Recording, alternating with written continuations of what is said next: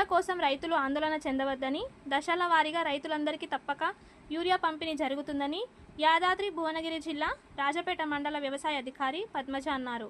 ఈ సందర్భంగా మీడియాతో మాట్లాడుతూ 2 రోజులకు ఒక్కసారి యూరియా బస్తాలు వస్తాయని, రైతులు అవసరాన్ని బట్టి యూరియా బస్తాలు, ఆధార్ కార్డు, పట్టా, పాస్బుక్ జిరాక్స్ వెంట తీసుకొచ్చి యూరియా తీసుకెళ్లాలని కోరారు. ఇష్యూ చేయడం జరిగింది.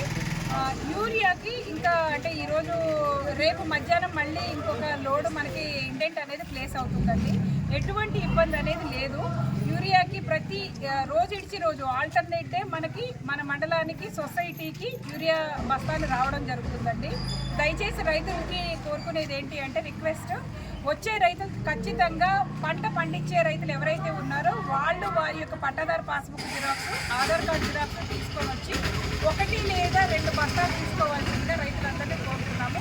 ఇప్పుడు మళ్ళీ ఈసారి తీసుకున్నాక మళ్ళీ ఎవ్రీ ఆల్టర్నేట్ డే ప్రతి రోజు బస్తాలు వస్తున్నాయి కాబట్టి ఈరోజు తీసుకున్నాక మళ్ళీ అవసరమైతే మళ్ళీ 2 రోజుల తర్వాత మళ్ళీ వచ్చే రోడ్లో తీసుకోవాల్సిందిగా రైతులందరినీ కోరుతున్నామండి.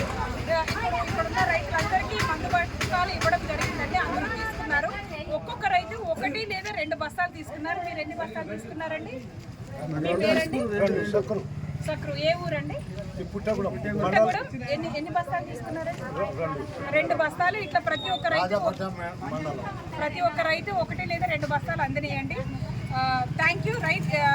యూరియాకి ఎటువంటి ఇబ్బంది అనేది లేదు.